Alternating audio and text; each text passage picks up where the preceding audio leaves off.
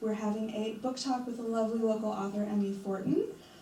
She previously was a high school biology teacher until very recently. She's an avid salsa and bachata dancer. She is a Zumba instructor and a breakup and relationship coach. Let's not forget that. But last but not least, like I said, she's an author. Her first book came out in July of this year. Who is Your Red Dress? One Woman's Quest to Break Up with a Love Addiction. So, Emmi, I'm going to invite you to give us, for anyone in the room who hasn't read your book yet or isn't familiar with the concept of love addiction or anything like that, can you just give us a little rundown about what the book is about and what love addiction is? Yeah, Okay, thank you. sure. It's a great. I think when people see the word addiction, it conjures a lot of ideas that come to mind automatically, like drug addictions, alcohol addictions, and we definitely have these hardcore addictions, and then there's also like soft addictions, like online shopping and addiction to sugar or food, and but there's also different types of addiction, like love addiction, where you might find yourself in this toxic cycle where it's almost like you feel compelled to keep going back to something that is either toxic for you or you want to leave. And I'm sure that everyone has experienced that feeling in some way, shape, or form. And so my book is one woman's quest to break up with a love addiction. So it's kind of my journey through knowing and being very aware that I was in something that was not good for me and still not really being able to pull myself out until I did. So Excellent. Like I said, I'm sure some people in the room haven't read it yet. I did. Whew, boy, okay. So, first of all, I have to ask, does Santiago know that you wrote this book? I get asked that question a lot. So Santiago and I have not spoken since we parted ways. However, when we were in our on portion of our on and off relationship, I did say, I'm going to write a book about you someday. And I even did read him little portions that I had started. So I feel like, I've CYA'd. Yeah. Sure. Excellent. I know, though, reading it, I was like, oh, wow, I was so curious about what he would think. But I think that you did a really wonderful job throughout the book of not only representing how the relationship impacted you, but also presenting his viewpoint as he told it to you and as you could try to understand it as much as possible. So I don't think there's anything bad in it at all about that. Yeah, can I say something Of about course that? you Because can, yes. that was a huge decision that I had to make about sharing my story, is that it did involve somebody else, and I was very conscious and aware of that fact. And I wrote in the author's note, as you read, it is not my intention to put anybody in a bad light in this book. It's simply to share my reality of what happened and my perception in that experience. And so I tried to do that in the most authentic way that I could.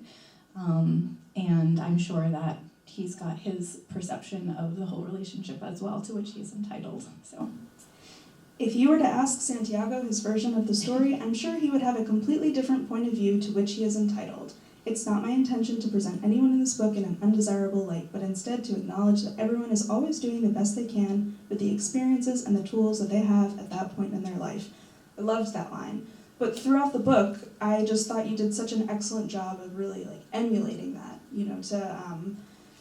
to kind of go into detail when you describe your conversations with him about the ups and downs and what you wanted out of it versus what he wanted out of it, to really present what he was telling you, and to I just thought you did a very well balanced job of presenting his version of the story, I guess. Thank That you. being said, you're welcome. Yeah, well, we can only put ourselves Of in someone course. else's mind so much, right? Of course. And I mean, I experienced it in my own relationship. I experienced with clients of in my breakup coaching, is you always spend so much time trying to figure out what the other person is thinking, why they're doing what they're doing, and you can do that to a certain extent. And so Absolutely. Okay, so I want to ask you some like broad questions and then some also like pretty book-related questions. So first, I just am curious, did you decide that you wanted to pivot and become a breakup and love addiction coach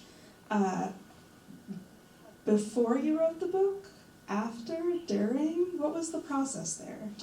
So this is one of my favorite things about the process, actually, is I started writing these little vignettes when I was in the relationship, and I was writing a lot to help myself process my own emotions around what was going on. And the more I started writing in the third person and presenting myself as a character, I really started to be able to understand myself better and to see my life as characters. And I was like, oh, I can see why that happened, or I can see why he did this or I did this. And so through that writing process, actually, I got a lot of clarity and understanding about myself and my whole life. And that relationship and all of the perception changes I experienced throughout that time to now really made me get curious about the trajectory of my life. It made me reassess, my purpose. That experience was so impactful on me that there was a lucid moment when I was very, very sad, like heaving on the floor, crying, like might puke out my stomach, where I was like, I don't know how just yet, but I'm going to help people who are in the similar situation. And I really, in that moment, just wanted to figure out a way to help people feel connected and supported in that experience, because when you're going through it, you feel like you're totally alone. You feel like, oh, this is happening to me. No one else in the world can be feeling the pain I'm feeling right now. But it's actually quite a universal experience. And I think the more we can share our stories and be brave, and I've especially learned this in starting my breakup support group, is that people come every week and they share and they tell me that they feel so much better just knowing that other people are there to listen and that other people are having similar experiences. Yay! Yeah. I wanted to establish connection and support. And so I think, a book, sometimes people don't realize, they feel like very alone, but when you read a book, that author is trying to connect with you in some way based on their own experiences. Excellent. I love so much your analogy of the red dress to a toxic relationship cycle, because it really helps underscore the fact that, yes, in a toxic relationship cycle, obviously, you have moments of heaving on the floor and such deep, deep sadness and frustration and all these different negative emotions, but then you do have those really wonderful memories. That's how you keep getting pulled back in, because you just get stuck in the nostalgia. So how, personally, and then obviously for your clients, how do you feel you were able to come to terms with the fact that there were good times without getting sucked back into the cycle? Yeah, that was really tricky because it happened for years. I mean, the highs that you experience, you've got the peaks and then you've got the crashes. And just like the dress is super alluring and tantalizing and fun and flirty, you also feel sometimes like, I just need to take this dress off. It's suffocating me. It's not allowing me to be my free, full self.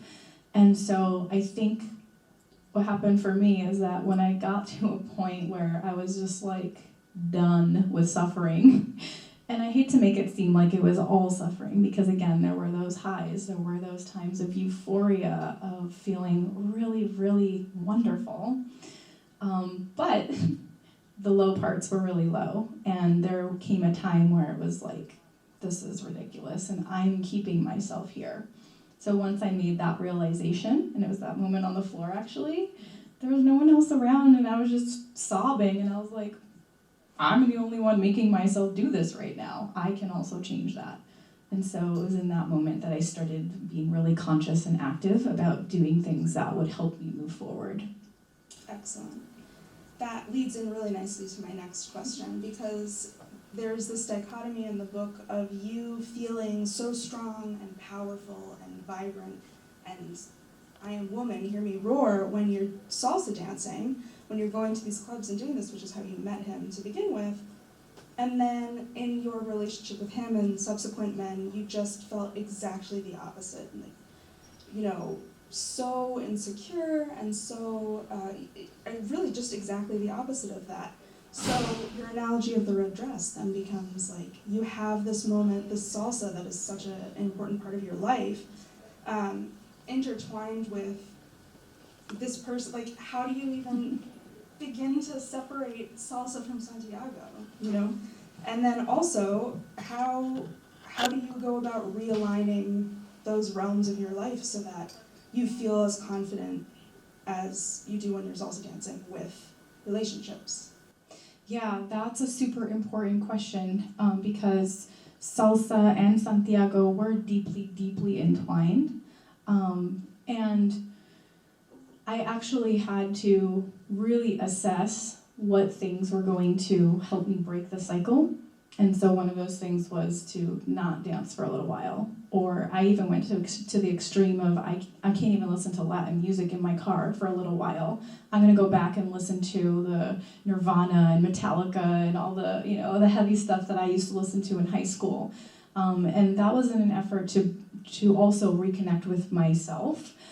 Because I felt like I had lost myself. I hear that from, you know, people in my group, my clients. You feel lost when a relationship ends, and you have to you find yourself again. I really think it's more reconnect with yourself again. And so after you do that process, for me, it was very difficult to be able to really deeply connect with what it is that I love about dance and salsa, and how that element was different from the connection that I had with Santiago. Even though they were overlapping, I know that when I am flowing, I feel free, I feel completely able to express myself fully, and so I have to be conscious about thinking about, okay, am I using this as like a drug right now? Or am I using it to express myself fully and come into my own euphoria? And it all comes back to us relying on extraneous things to bring us joy or healing versus going in. And so now I think of it more as like when I'm dancing, I am able to shine out, like from in out. Whereas before I was using, and I was just like, okay, next dance, next dance, next dance. I need to fill that void.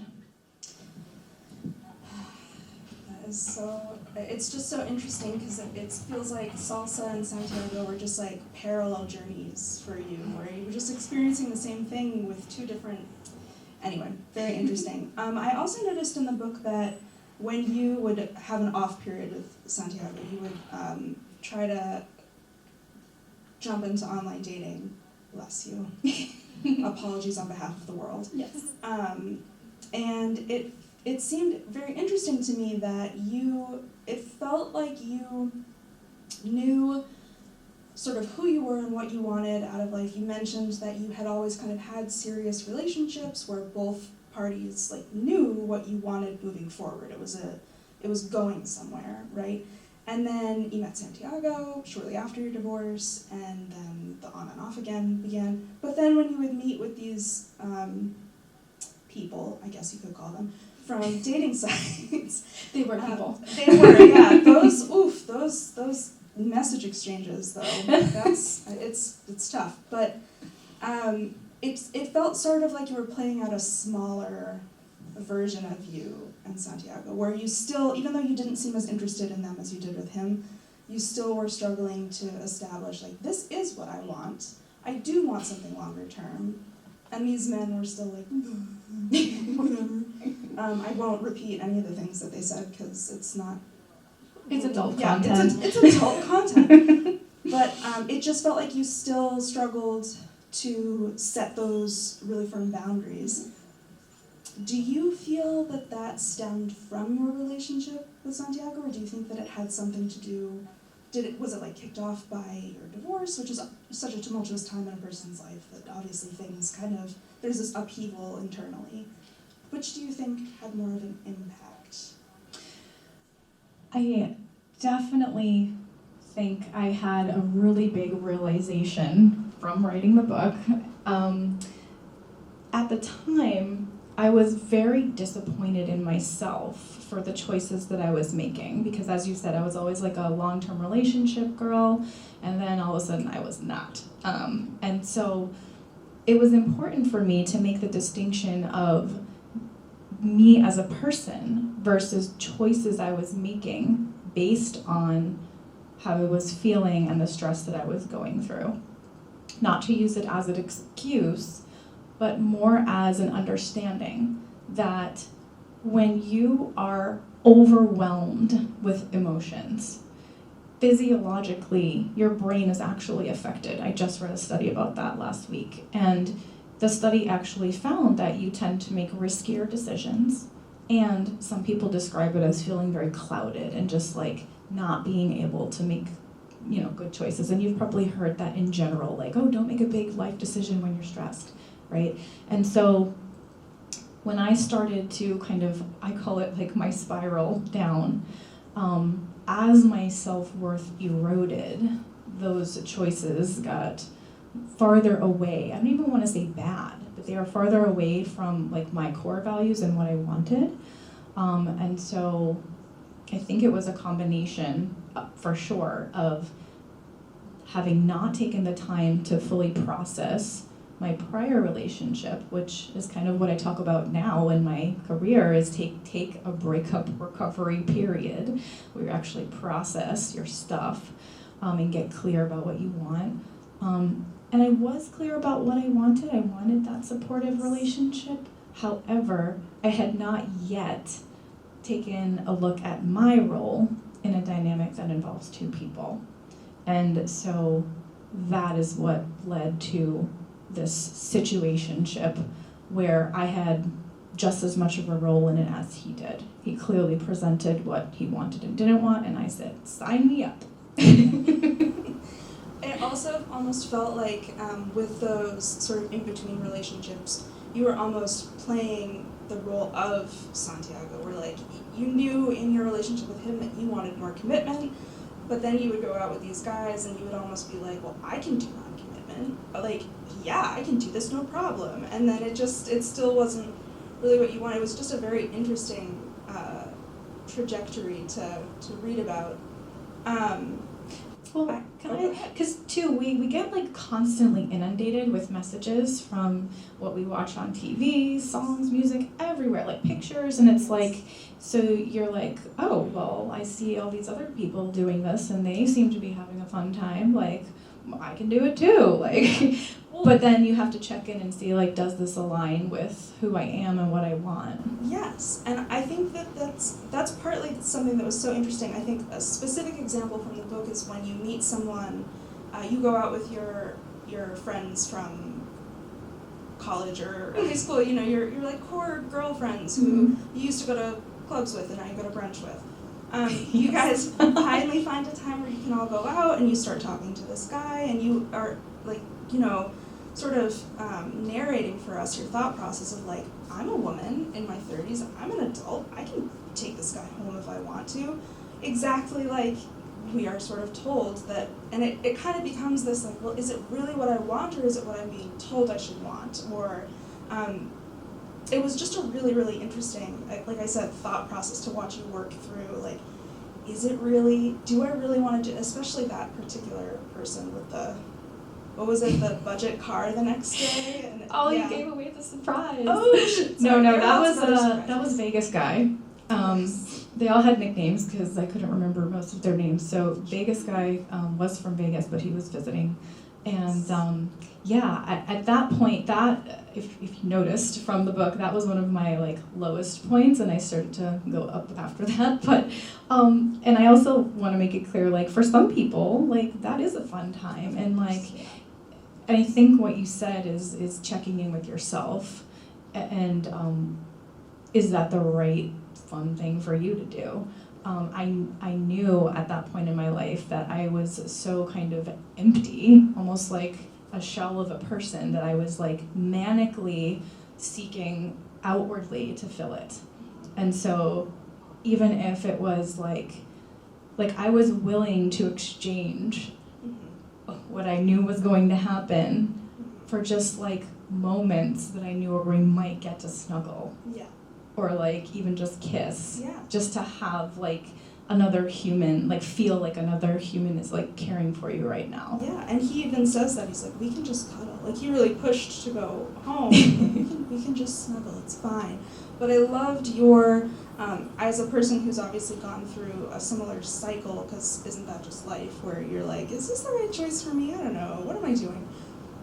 That like thought process of like, I came out with my friends. What, they're all hanging out and taking pictures. I'm not going to be in any of those pictures. Because here I am talking to this doofus at the bar, Mr. Vegas. Again, as somebody who hasn't necessarily experienced this exact like toxic cycle, it just really spoke to me about thinking, again, it's not, if it's bad for me, it doesn't mean it's bad for everyone. But if it's good for someone, it doesn't mean it's good for me. And trying to suss out what that is. So, neat job. Well done. Thanks. So, I also had wanted, sorry. There's like a passage that I really want to read, but I'm trying to decide if I should wait a little bit. Okay, so you talked about being considerate of Santiago, like when you guys would fight, there was one particular fight where you were like, I'm always considerate of you, and he's like, well, I'm considerate of you too, and I don't think you're being very considerate of me, because you want me to text, and I don't want to text, and blah, blah, blah, blah, blah. Do you feel, as I was reading that, I was kind of thinking, like, you could also reframe this as more of, like, you trying to be the ideal person that he wanted you to be? Because you said specifically, you were like, I'm considerate, like, if I text him right now, is that too much? Should I ask him to do something, or should I wait for him to ask me to do something? Because he was a lot more casual about things. Do you think differently now about your role, I guess, in a two-person relationship, like you said earlier, about how considering the other person, has that changed for you at all, how you view that versus what was, like, do you still feel like you were being considerate of his feelings versus trying to mold yourself into something that he wanted that you weren't? Yeah, I think that's twofold. I think that in that scenario, I was definitely molding to try to fit, to not have that conflict, or to not have and be like, okay, I'm done. Like, this is how I was able to hold on to that. But at the same time, too, I also have to acknowledge I had an expectation that I had set for him to behave in a certain way.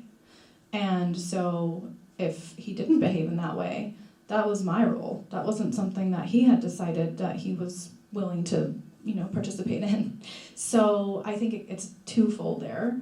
And so how I approach my life now is that if I know that something is important to me, then I'm going to make sure that whoever I engage with, this is in alignment. I'm not placing an expectation on someone else that isn't in alignment, because then both of us are just going to be unhappy and not feel accepted for who we are.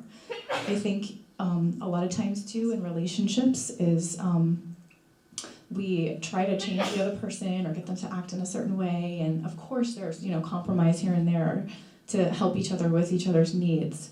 But if the chasm is too big as far as like what your needs are and if they're getting met or not, then that's going to be an issue.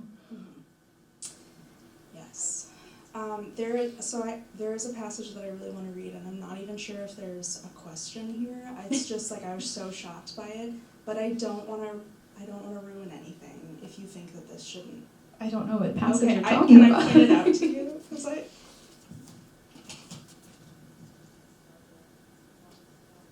What's this one? Oh, yeah, you can read that if you like. Okay, so they're out dancing, and they've stepped kind of back, so it's just the two of them talking, right? And they're watching like their friend group essentially out on the dance floor. My jaw just dropped. Because I felt, Santiago says, "You know, I have been thinking about something so much lately, and it really bothers me," he started. "How is it that each of these guys got such amazing women to be in relationships with them? Why don't I have that?" He said it nonchalantly, like it was a thought that had just popped itself into his airy head. A knife went through my heart as I stopped dead in my tracks in the middle of the floor. What about me? I'm not amazing? What am I then? I had never felt more worthless than in that moment as my eyes teared up and I glared at him in disbelief. No, you are amazing. That's not what I meant. So I felt like, up until this point, I could kind of see both sides. I was like, yeah, you guys just want different things. Like, I get it. And then that happened. I was like, how could he possibly talk his way out of that one? That was so brutal and thoughtless. I had to take a step back. Do you feel like that was the moment? Because this is a 6-year cycle, guys. This was year 3. So do you feel like that was kind of the beginning of the end for you when he said that? Or, I mean, clearly you had 3 more years of your entanglement, as you say. Mm-hmm. But do you think, like, what was the moment for you that kind of pushed you over the edge? Because there certainly comes a point where you guys are entangled, but not necessarily on. Mm-hmm. Yeah, the entanglement did continue, and I would say, like, the enmeshment maybe became a little bit less, almost like both of us knew we were going to keep getting back together, but, like, not go anywhere, which is kind of pointless. But I also want to acknowledge, yes, in that moment, that line obviously stuck with me enough to, be able to recall it and put it in a book. And then I also want to acknowledge that was my perception and interpretation of what was said to me. Wait, how could you interpret it any other? I tried. I'm not sure, but I don't know. I was always very open to and eager to hear an explanation, so I could be like, okay, yeah, no, all right, fine, I can see why you said that. So yeah. It was like, when your question is like, how did you deal with that? There was always an explanation, and I very much wanted to believe that explanation, have it be in alignment with what I wanted. So, I mean, people could pretty much tell me anything, and I'd be like, let's make this work into my story. Well, I mean, you're even going through this pattern of people kind of coming up to you and saying these mysterious things of like, you're too good for him. He's not the guy for you. I just think that you could use someone more loyal, which, like, okay. All right, Mr. Vague, like, come on, do you have something to say? Say it. And then him continuing to say these things where it's like, for me, it just felt harder and harder for him to talk his way out of them. There were definitely things that he said where I was like, again, I can see both sides. And then you get something like that where I was like, what other meaning could there have been, Santiago? What else was there? And then you kind of are getting your friends coming in and saying, like, listen, this is what I saw, here's this screenshot. So do you feel like if you had people coming to you with more specific stories earlier on, do you think you could have broken the cycle earlier, or do you think that you were still so in it that you really wanted to just believe him over everyone else? I was very immersed. I think details and specifics would have definitely helped, just because if anybody, and I want to choose my words wisely because I'm not here to throw anybody under the bus. If anybody has ever experienced a person who is manipulative in any way, then you know how it feels to think something and express something and then be made to feel like you're crazy for thinking that or saying that. And I don't know how it happens, but it happens. And I remember many times like going in with a very strong sense of what I wanted to convey and coming out feeling like guilty and shameful and like, how can I ever think that I'm a crazy person?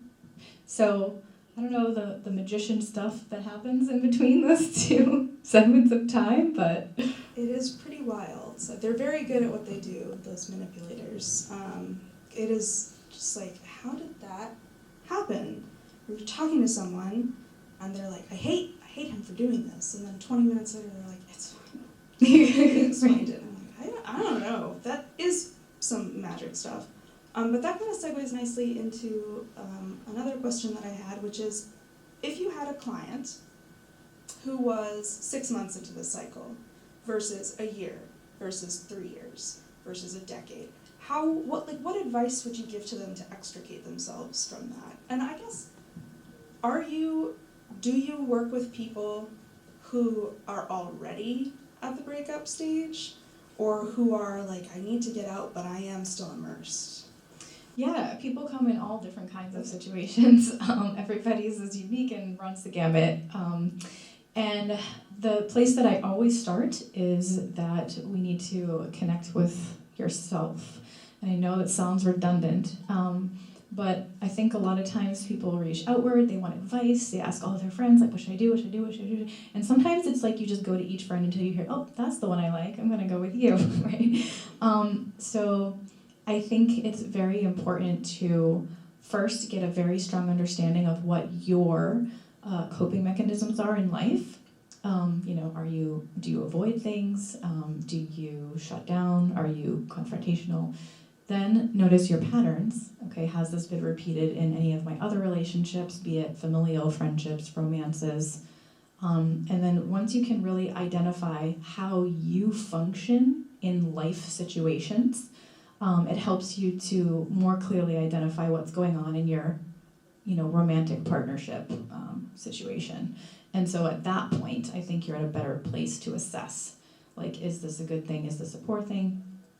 And then we get a really clear idea of what you want your relationship to feel and look like, and what specific things would allow you to create that. And then, okay, are these behaviors supporting that, or are they not? And it's like a step-by-step walkthrough that requires some layering.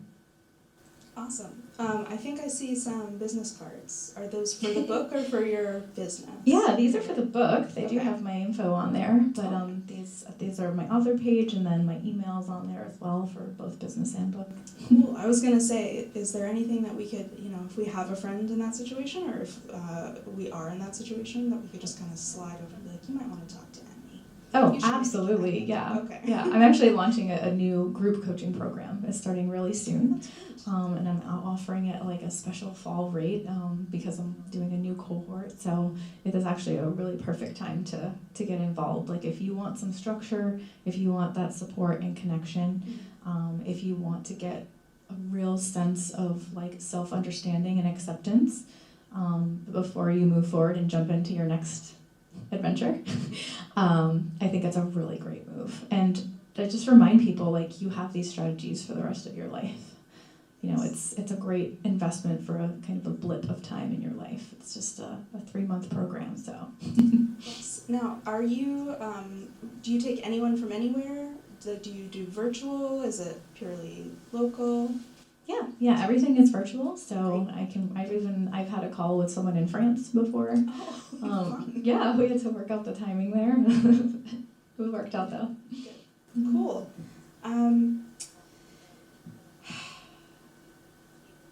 Do you, so you were talking about coping mechanisms, and please correct me if I'm wrong, but it seems like in the book, prior to your trip to Spain, I know you said you hadn't really traveled solo. Had you traveled much abroad before that? Okay, so it seems like you kind of hit this point where you were like, I need to literally get away from him. I need to take myself out of this situation. And so you went on this really cool trip to Spain where you immersed yourself in a language course. Kudos, I would love to do that. Mm-hmm. And then it kind of kicks off your love of traveling, and so there are lots of other stories in the book about you going to different places. So what seems like at first might have been perhaps not maybe not the healthiest, like, I'm just running away, although you did, I'm not saying that, but you certainly did a great job of making it have a purpose. That kind of transitioned into a really nice coping mechanism. Like, you love to travel, so go travel, and like that's a way to help fulfill yourself. How do you identify something that is maybe not, you started it for maybe not an awesome reason, that then becomes like a really healthy coping mechanism?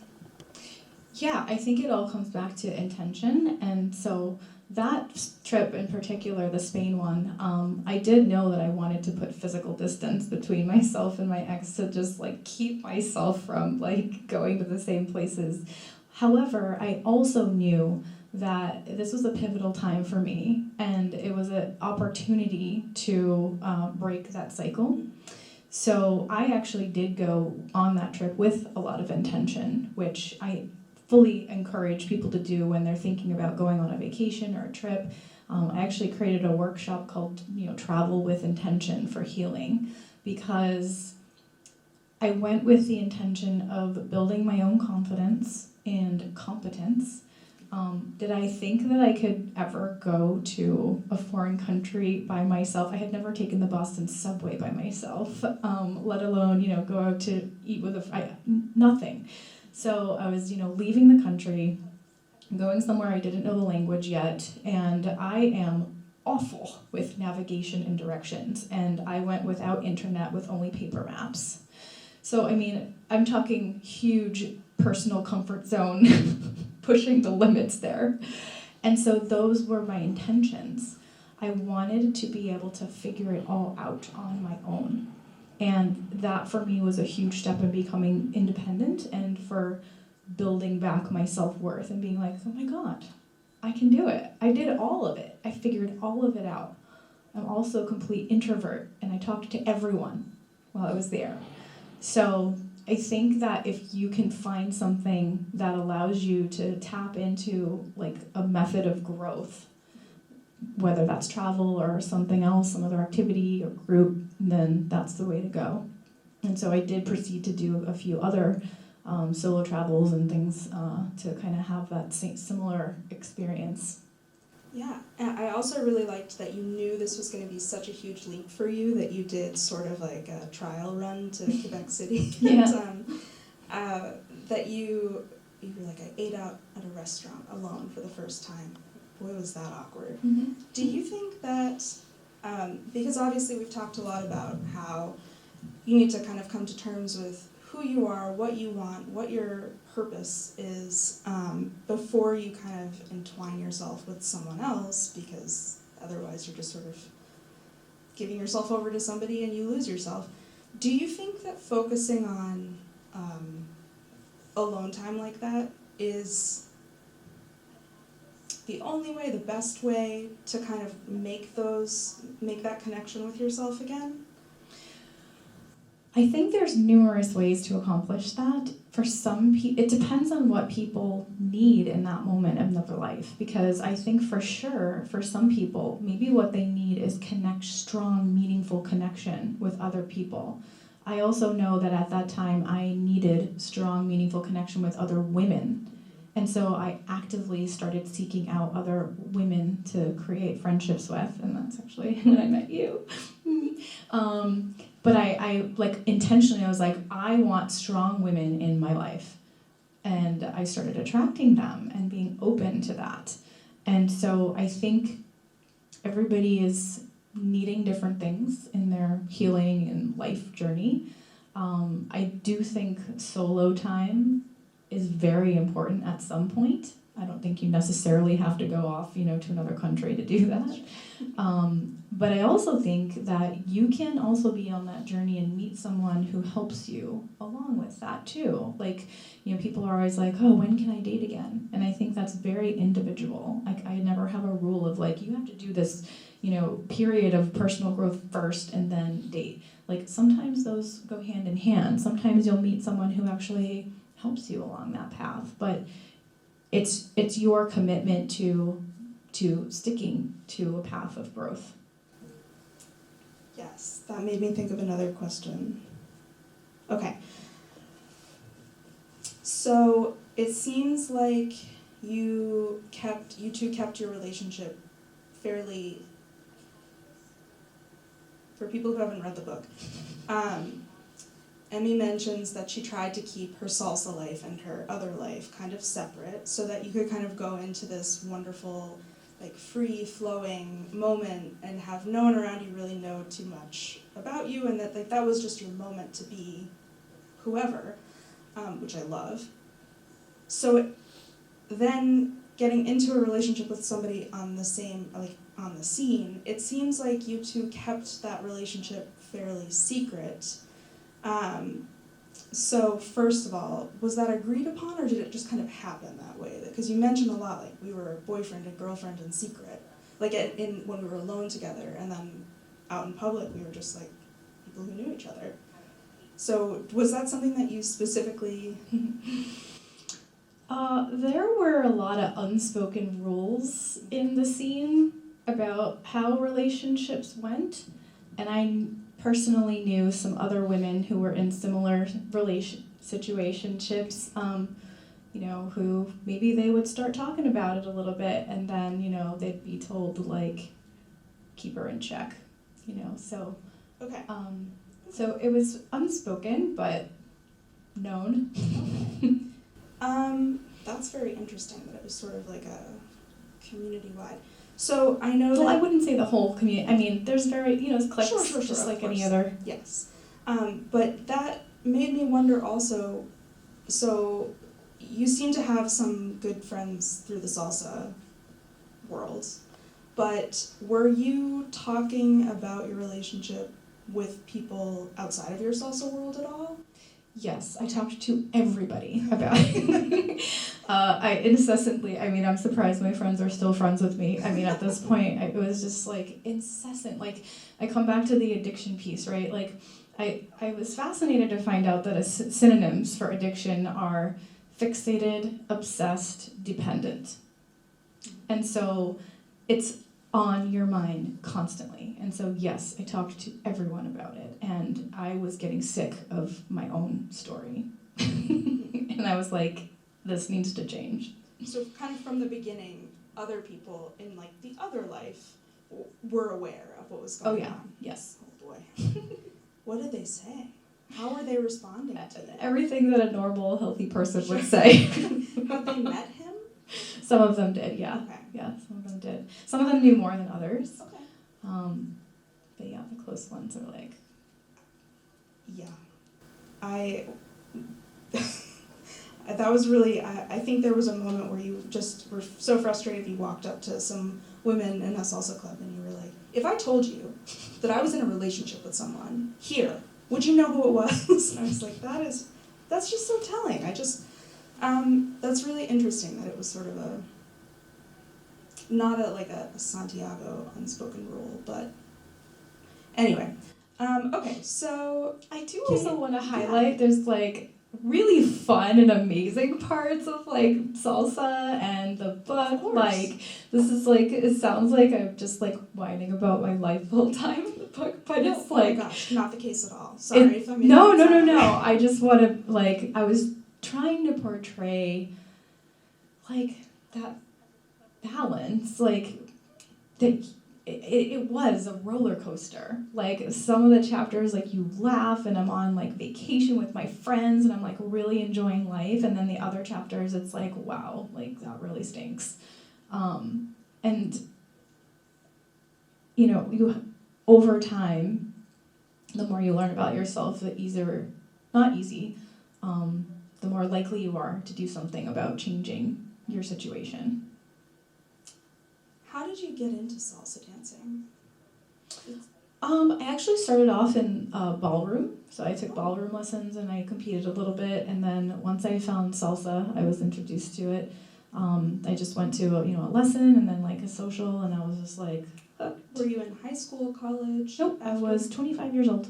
Oh, you started ballroom dancing when you were 25? I did. That's awesome. Yeah. Okay.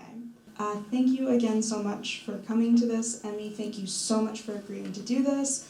It's a really great book. You can get it from the library. You can buy it from Emmi. I bet she'd even sign it for you.